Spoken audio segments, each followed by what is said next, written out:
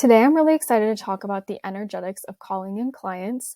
This is more about who you are being in your business and who you are in a day-to-day capacity versus what you are doing to attract clients into your business. So if you want a video on strategy, there are plenty of them in my YouTube channel. This one specifically, though, I really want to talk about how to attract clients from that energetic perspective and what I think makes a difference in your business in terms of energetics. All right, so the first thing is really serving your community. And I've made videos about this before, about providing value to your community. But I really want to emphasize, if you are feeling a lack of clients in your business, what are you doing to serve people in your community? What are you doing to draw them in, to show them that you care, to really be of service in your business? So if you are doing that and you're not finding clients, make sure you have a clear offer to send clients to. Invite clients into your business in an empowered way. But I really think a lot of times a lack of clients can be a lack of service.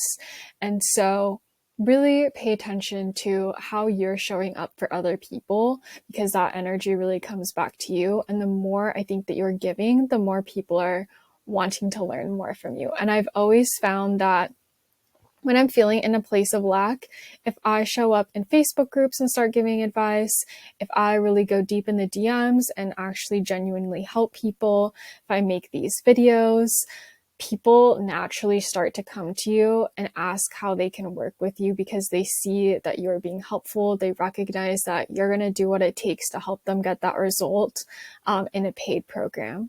So this will be just a short slide because I know I've talked about this before, but I did want to bring it up here because I do think it is part of the energetics. Okay, here's one I really want to talk about. So embodying your work. So living out the values of what you teach. And this right here, engaging on social media platforms, thought it was just a note of mine because I do lead generation. So how I show up and embody my work looks like engaging on social media platforms like I teach my clients to do. It looks like building community, creating free resources, having a way for clients to move up my funnel from free resources to low ticket to high ticket. It looks like being able to really demonstrate what I'm doing. So I'm using AI and telling my clients that they can use it, but I have to be actually demonstrating that as well. And there's been times in my business where I really let this side of things go. So I was 100% in the client work and giving advice and doing all these things, but really not embodying it myself. And I think that just creates a huge distance and lack of embodying the work. Like if you're not doing it, but you're telling your clients to do it, I don't know, for me, it just feels very unaligned. And I think that's where it can create a disconnect in how you're showing up for your clients, how you're serving them. I've found that by actually engaging in my own lead gen process every day, I am much more clear-headed in helping clients. I feel more innovative. Clients can actually see like, oh, okay, on her preferred platforms, they do see her showing up and she really is embodying this work. And so I think that naturally people want to buy from someone who is embodying what they're teaching. So if you teach meditation, are you actually meditating every day? If you are a fitness instructor, are you regularly working out as well? And I think that's who we are most attracted to, is the people who are getting the results that we want. So even if you're not at an ideal state, maybe you are a meditation instructor and you meditate twice a week and you haven't found this huge transformation, you're still doing the work. You still have a process to show, and people are going to be really excited that you're documenting this journey. Just like me and lead gen, I don't have 10,000 YouTube subscribers, but I am documenting what this process looks like for my clients and showing that I'm committed to it. And I just feel like the more you embody your work, the more the clients are attracted to what you're doing. They can see you living it out and want that same result. So I found this to be very tried and true. I think the entrepreneurs who are really successful, they are really the same online and on screen versus like in their private life as well. They really are practicing what they're teaching. I think if you are not doing that, it just doesn't work out. And I've been in that place where I've been the one not doing it, and it really does crumble.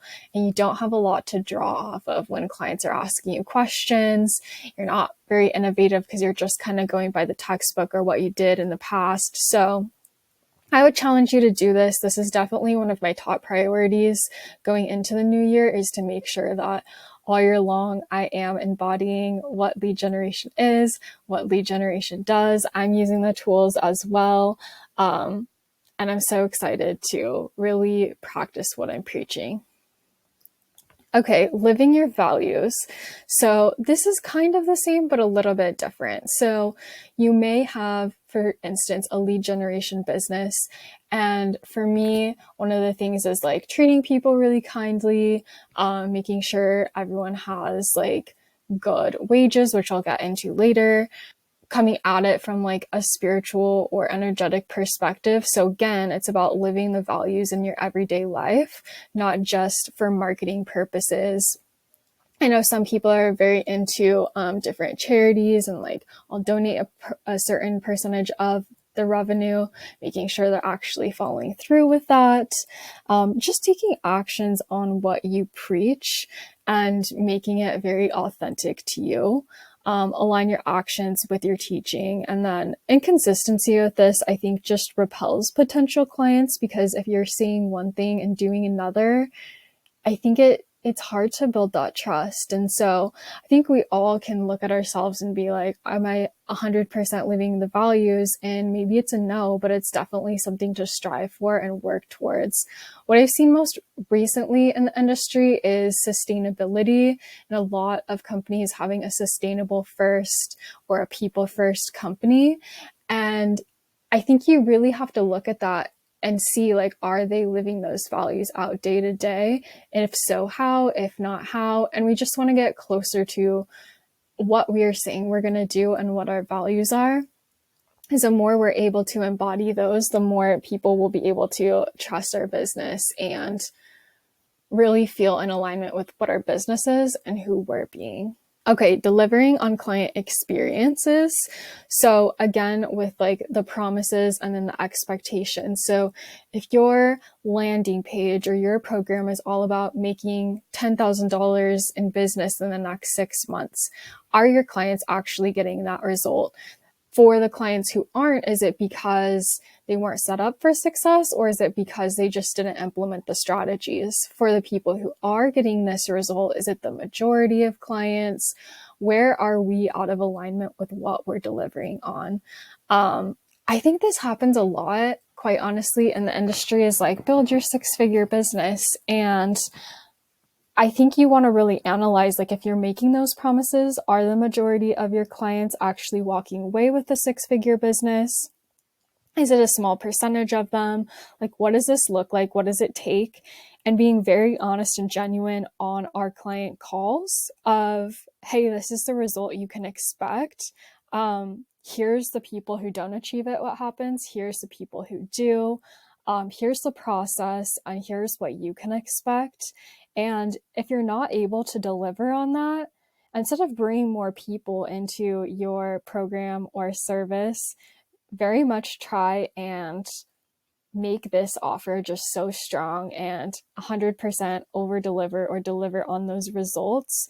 Because once you start doing that, people will want to refer friends, come back, ascend into your higher level programs. So I think that the client experience is very important, and the way we're marketing ourselves, to be in integrity with that and to really follow through on that fulfillment process instead of just run to the next sale. Okay, treating your team well. So this goes back to kind of values.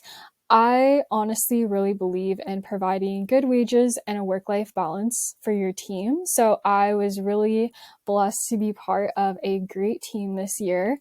And this wasn't my company, this was somebody else's. And I think that people could tell, like, when they spoke to each one of the members of the team, that we were treated really well. We had a great work-life balance.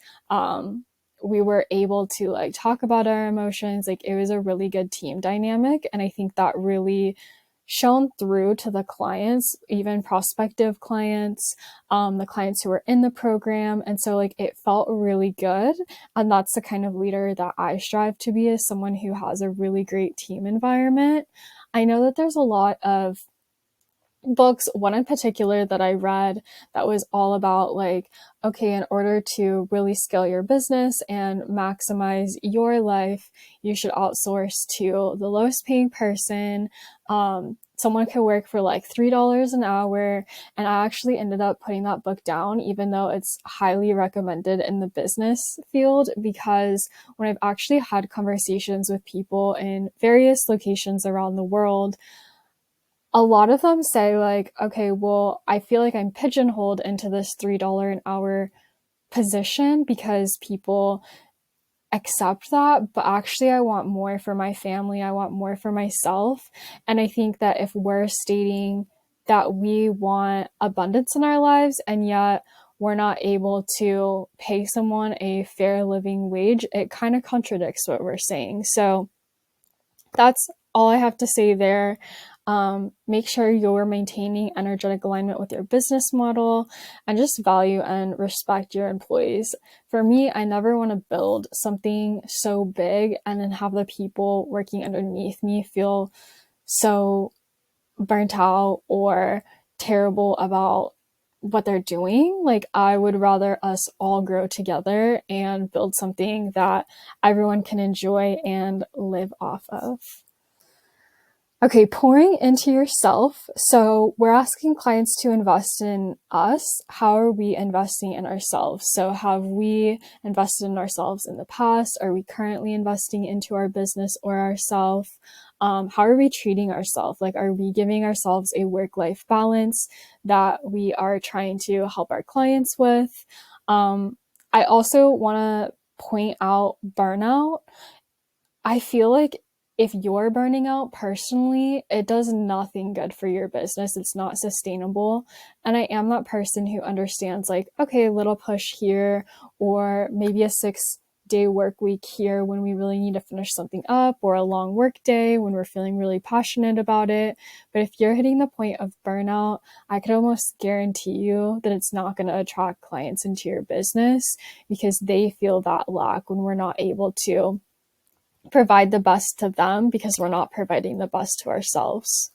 So always make sure you are in a good space, even if that means like taking some time, even if that means you're not scaling at a rapid pace. I think sustainable growth always beats that push and pull of burnout. Okay, spiritual practices. So here, definitely plug in whatever spiritual practice feels best to you. For me, I use things like meditation, visualization, intention setting, and take aligned action with this. So this isn't like the post and pray thing where we post and just hope that people are going to jump into our programs. Like, no, we're still taking aligned action.